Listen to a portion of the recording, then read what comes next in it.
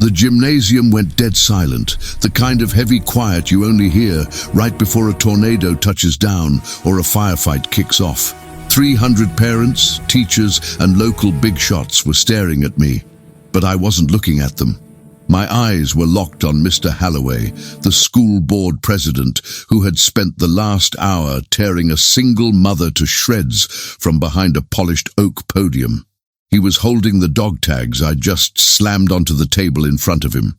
His arrogant smirk, the one he'd worn while threatening to expel a 10-year-old boy for behavioral issues that were really just grief, was gone. His hands, manicured and soft, started to shake as his thumb brushed over the raised lettering on the dull metal. He looked up at me, sweat suddenly beading on his forehead under the harsh fluorescent lights, and I saw the recognition hit him like a freight train. He knew what those tags meant. He knew exactly whose life he'd been mocking, and he knew he had just made the biggest mistake of his life. Before we continue, please tell us where in the world are you tuning in from? Drop your city and mile marker. We love seeing how far our stories travel. The rain was coming down in sheets, hammering against the windshield of the rig like handfuls of gravel thrown by an angry god. It was a nasty night in northern Ohio, the kind of weather that keeps the four-wheelers huddled in the slow lane with their hazards blinking. But I didn't have the luxury of slowing down. The Peterbilt's wipers were fighting a losing battle, slashing back and forth with a rhythmic thwack hiss that usually lulls me into a trance. Not tonight. Tonight my knuckles were white on the wheel, and my stomach was twisted into a knot tighter than a frozen ratchet strap. I wasn't hauling freight tonight, I was hauling a promise. 10 years ago, in a sandy hellhole that didn't have a name on most maps, I made a vow to a man as he bled out in the dust. "Watch out for them, Jack," he'd whispered, his grip on my hand fading. "If I don't make it back, you watch out for Sarah and the kid." Styx was the best of us, a man who could make you laugh when mortars were walking in, a man who loved his family more than he loved his next breath. He didn't come home. I did, and for a decade I'd kept my distance, sending money when I could, checking in from payphones, trying not to bring my own ghosts to their doorstep. But when Sarah called me 2 days ago, her voice cracking, trying to hide the terror, I knew the check-ins weren't enough anymore. She didn't ask for help, she was too proud for that, but I heard it, the desperation, the sound of a woman backed into a corner by something she couldn't fight alone. I downshifted, the engine growling as I took the exit for Oak Creek. It was a wealthy suburb, the kind of place with manicured lawns, strict HOA rules, and people who looked at a dirty 18-wheeler like it was a contagious disease. I maneuvered the rig through the tight streets, the exhaust stacks chuffing smoke into the cold rain. I parked the truck on the shoulder of a service road a half-mile from the elementary school. There was no way I was getting a 70-foot combination into that parking lot without crushing a Prius. I killed the engine, grabbed my canvas jacket, and stepped out into the deluge. The cold hit me instantly, biting through my flannel, but I welcomed it. It sharpened the senses. And based on what Sarah had told me, I was going to need every sharp edge I had. The walk to the school was miserable, mud sucking at my boots, but it gave me time to think. Sarah had said the school board was trying to expel her son, Leo. They claimed he was aggressive, unstable, a danger to the learning environment. Leo was 10.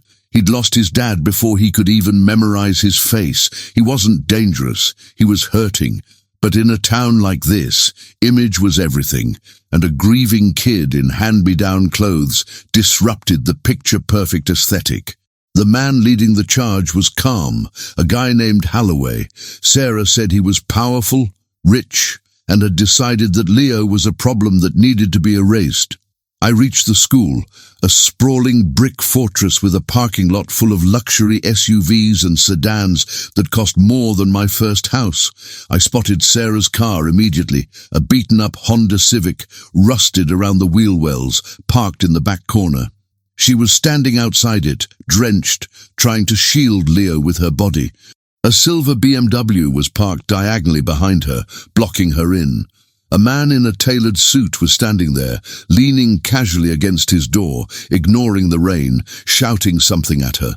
My pace didn't change, but my temperature did. I felt that familiar heat rise up the back of my neck, the switch flipping from observer to protector. "I told you, Ms. Evans," the man was saying, his voice carrying over the sound of the rain. "The meeting is mandatory. If you leave now, you're forfeiting your right to appeal. Leo is out. Tonight." "I'm not leaving," Sarah yelled back, her voice shaking. "I'm trying to get his inhaler from the trunk. You're blocking me." "Move the car or don't," the man sneered, checking his watch. "It doesn't matter. The board has already made up its mind. Why do you even bother showing up? It's embarrassing." He reached out and tapped the hood of her car. A dismissive, arrogant thud. "Just go home. This school isn't for people like you." I was 10 feet away when I spoke. I didn't shout. I didn't have to. "You got a problem with the lady's car, Slick?" The man spun around, startled. He looked me up and down, his eyes snagging on my wet boots, the grease stains on my jeans, the sheer size of me blocking out the parking lot floodlight. He scoffed, a quick, nervous sound. "Excuse me? This is private property." "Who are you?" "I'm the guy asking why you've got a mother and her kid pinned in the rain," I said, stepping into his personal space. I smelled expensive cologne and fear. "Move the BMW." I'm a member of the school board," he stammered, trying to inflate his chest. "I don't take orders from drifters. You need to leave before I call the police." "Call them," I said, my voice dropping that octave that usually makes people reconsider their life choices. "But while they're on their way, I'm going to physically move that German engineering out of the way, and I won't be using keys." I took one step toward his bumper. He scrambled, fumbling for his fob. "Fine, fine. You people are insane. Violence is all you understand." He jumped in, reversed hastily, and peeled off toward the front entrance, spraying mud onto Sarah's legs. Sarah looked at me, her eyes wide, rain dripping from her nose. "Jack," she whispered. "I told you I'd be here," I said softly, looking down at Leo. The kid looked just like Sticks. Same jaw, same eyes, same terrified defiance. He was clutching a worn-out backpack like a shield. "Hey, trooper, you ready to go inside?" Leo looked at the retreating BMW, then up at me. "He said they're gonna kick me out." "They can say whatever they want," I said, placing a hand on his shoulder. It felt frail under the wet jacket, but saying it and doing it are two different things. "Let's go." We walked into the school, the warmth of the hallway hitting us like a physical wall. It smelled of floor wax and stale popcorn. The linoleum was polished to a mirror shine, reflecting the fluorescent lights overhead. Parents were milling around, holding coffee cups, chatting in tight circles. When we walked in, a soaking wet widow, a scared kid, and a 6'4" trucker dripping rainwater, the conversation died. Heads turned, eyes narrowed. I saw the judgment in their faces, the way they scanned Sarah's worn coat and my work boots. We were intruders in their sanctuary. "Just keep walking," I murmured to Sarah. "Head high. You're the wife of a hero. These people aren't fit to hold your umbrella." We made our way to the gymnasium, where the meeting was being held. Rows of folding chairs were set up facing a stage. At the center of the stage sat the school board, 5 people behind a long table draped in blue cloth. And right in the middle, looking like a king on a throne, was the guy from the parking lot, Mr. Halloway. He saw us enter. His eyes flickered with irritation, then amusement. He leaned over to the woman next to him, whispered something, and they both chuckled. We found seats in the back row.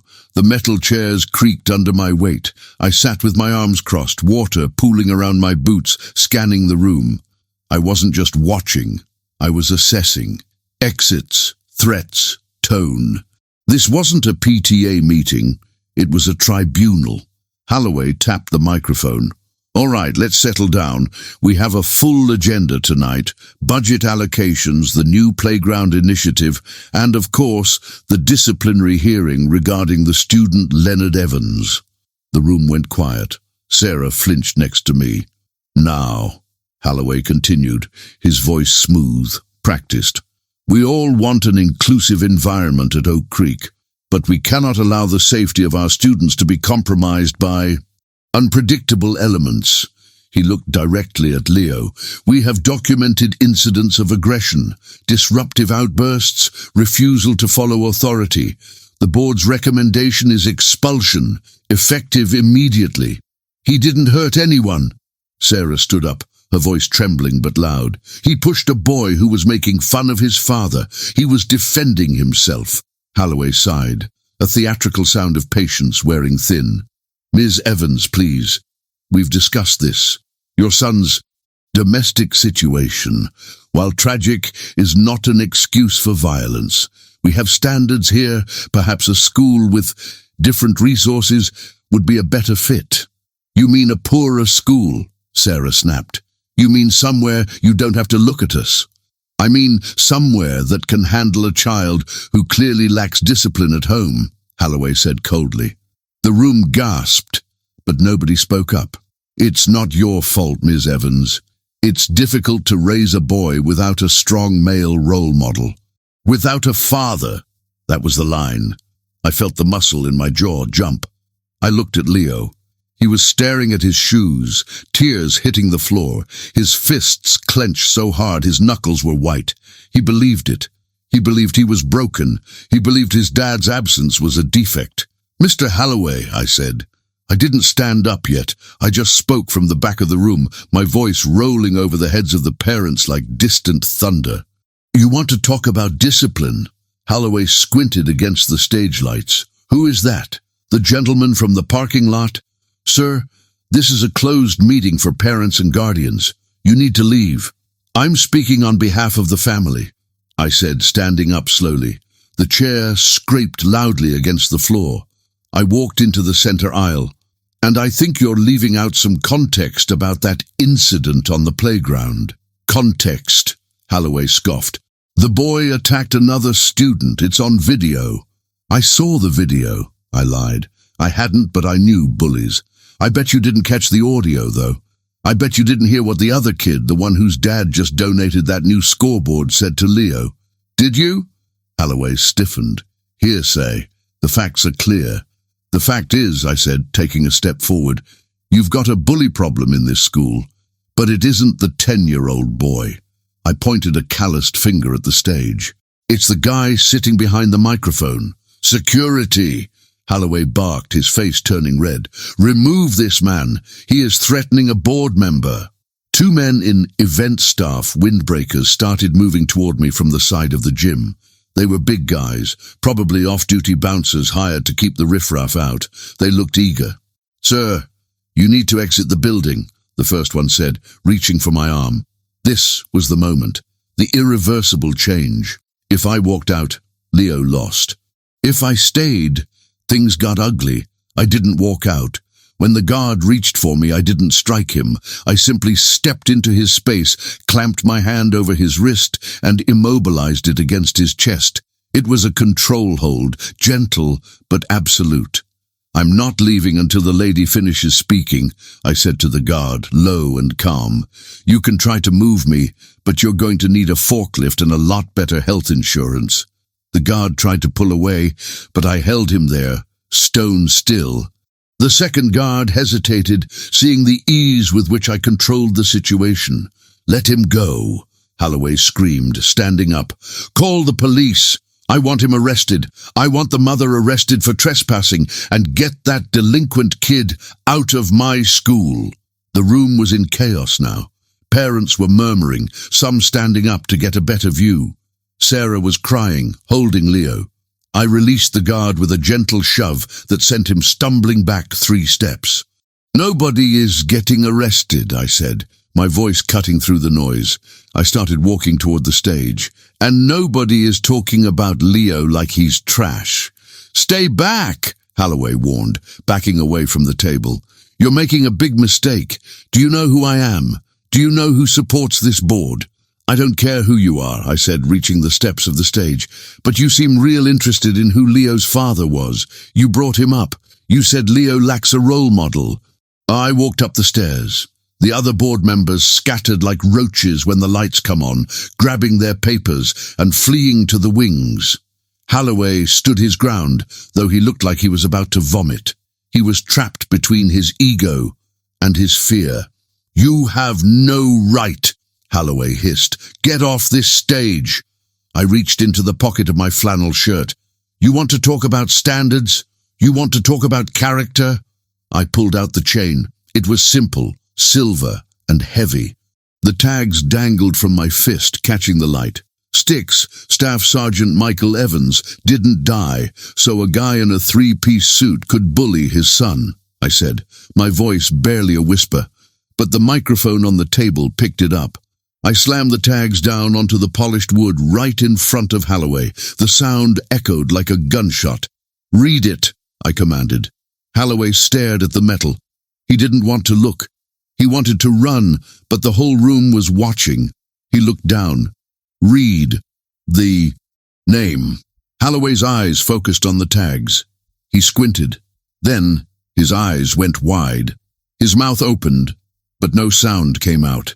He looked at the unit designation stamped into the steel. He looked at the name. And then he looked at the second tag, the one that wasn't standard issue, the one that had a specific insignia engraved on the back, a symbol that only a handful of people would recognize. But Holloway, looking at his face, I realized he wasn't just a civilian bureaucrat. He knew. "That's," Holloway whispered, his voice trembling. "Wait, this unit, task force." "Read it aloud," I said. "Staff Sergeant Michael Evans," Holloway read, his voice cracking. He looked up at me, terror replacing the arrogance. "And Jack Redline Mercer." He read my name off the other tag I'd kept on the chain with sticks, the in case of death contact. "You were there?" Holloway asked, his legs looking wobbly. "Operation Blindside? The extraction in the valley?" I leaned in close. I drove the lead truck. Sticks was the gunner who kept the insurgents off our backs so the convoy could clear the pass. He saved 70 men that day, including your brother. Holloway froze. The color drained from his face completely. "Yeah," I said, letting the silence hang heavy. "I did my homework too, Holloway. Your brother was in the third vehicle. Corporal David Holloway. He made it home because Mike Evans didn't." The silence in the gym was deafening. You could hear the rain drumming on the metal roof. Holloway looked from me to the tags, to Sarah and Leo in the back. He looked like a man whose entire world had just collapsed under the weight of a truth he couldn't spin. He never told me," Holloway whispered. "Because heroes don't brag," I said, my voice hard as iron. "But cowards, they stand on stages and pick on widows." Holloway slumped back into his chair, defeated. The fight had gone out of him. But the night wasn't over.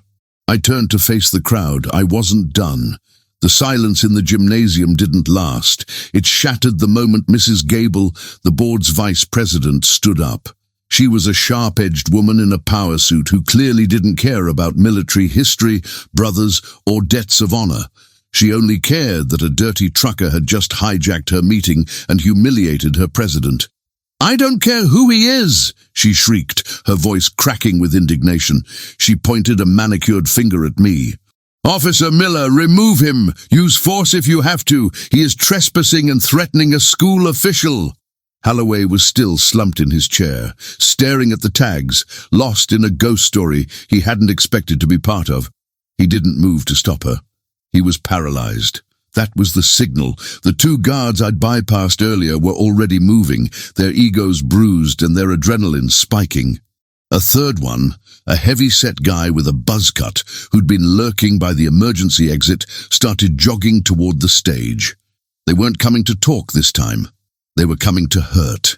"Jack," Sarah whispered, pulling Leo tight against her hip. "Get behind me," I said. My voice was low, devoid of anger. This was just work now. "Don't stop moving toward the exit." The first guard, the one whose wrist I'd twisted, lunged for the stage steps. He was fast for a big man, fueled by embarrassment. He reached for my boot, trying to trip me up. I didn't step back, I stepped down. I drove the heel of my work boot into the meat of his shoulder, not enough to break bone, but enough to deaden the nerve and send him sprawling backward into the front row of folding chairs. Metal clattered and screeched against the floor wax. The crowd screamed and scrambled, parents tripping over each other to get away from the violence. "He's violent! He's attacking!" Mrs. Gable yelled into her microphone, amplifying the chaos. "Lock down the school! Call the police!" The second guard vaulted onto the stage from the side. He swung a heavy flashlight at my head, a cowardly move, aiming for the temple. I ducked under the arc, feeling the wind of the swing on my neck. I stepped into his guard, jamming my shoulder into his solar plexus. The air left his lungs in a wheezing whoosh. I grabbed his belt and his collar, using his own momentum to pivot him off the stage and onto the mat below. "Let's go," I told Sarah. Now, we moved. I kept myself positioned between her and the remaining security staff. The heavy-set guy blocked the center aisle, his hands raised in a boxer's stance. He looked like he'd been waiting for a reason to hit someone all night. "You ain't walking out of here, Chief," he grunted. I didn't break stride. I didn't slow down. "I'm not walking," I said. "I'm driving." He threw a wild right hook. I caught it on my forearm. It stung, a dull thud against the bone, and countered instantly. I swept his lead leg and shoved his chest. He went down hard, hitting the linoleum with a slap that echoed through the gym. I didn't stay to finish it. The mission wasn't to win a fight. The mission was to get the package, Sarah and Leo, secure. We burst through the double doors into the hallway. The sudden quiet of the corridor was jarring after the noise of the gym, but I could hear sirens in the distance. Mrs. Gable had made the call. "My car is out back," Sarah said, breathless, her hand trembling as she gripped Leo's arm. "No," I said, checking the corners as we moved. "They'll block the exits. They'll box your Honda in before you even get the key in the ignition. We're going to my rig." "Your truck?" she asked. "Jack, we can't." "The truck is sovereignty," I said, pushing open the heavy steel doors to the outside. "Once you're in the cab, you're safe. Nobody touches you." The cold rain hit us like a physical blow. The storm had worsened. The wind was howling, whipping the rain sideways. Visibility was near zero. We ran toward the service road where the Peterbilt was idling, a dark beast in the downpour. But we weren't fast enough. Blue and red lights strobed against the wet asphalt. Two cruisers skidded around the corner, cutting off the path to the truck. They slammed on their brakes, doors flying open before the wheels had even stopped rolling. "Police! Get on the ground!" Officers spilled out, weapons drawn. They didn't see a hero. They didn't see a protector. They saw a 250-pound man in a field jacket running from a school with a woman and child. They saw a threat. "Jack, stop!" Sarah screamed, freezing in the mud. I stopped. I put my hands up, palms open, but I didn't get on the ground. I stepped sideways, placing my body directly in the line of fire, shielding Sarah and Leo from the officer's sight picture. "Get on the ground, now!" the lead officer shouted, leveling a taser. "Hands behind your head." "I am unarmed," I shouted back, my voice cutting through the wind. "I have a woman and child here. Put the weapons down." Last warning. This was the escalation point. The moment where things go from bad to irreversible. If I fought the cops, I went to jail or the morgue. If I complied, they took Leo. Holloway's board would spin the story, bury Sarah in legal fees and take the kid. Sticks wouldn't have complied. I calculated the distance, 20 feet, wet grass. I could probably disarm the lead officer, but the second one would drop me. Then the back door of the school banged open. "Hold your fire!" The voice was desperate, cracking with exertion. Holloway came sprinting out into the rain. He had lost his suit jacket. His tie was undone. He was slipping in the mud, his expensive dress shoes finding no traction. But he was running toward the police line with his hands waving frantically. "Don't shoot!" Holloway screamed. "Officer Evans, stand down. That's an order." The lead officer, Evans, no relation to Sarah, hesitated. He lowered the taser slightly, looking confused. "Mr. Holloway, he assaulted your staff." We have a 911 call from Gable saying he has hostages. Holloway reached the officers, panting, soaked to the bone in seconds. He looked at me. The arrogance was gone. The politician was gone. All that was left was a man who had just looked into the abyss of his own family's survival and realized who had pulled them out.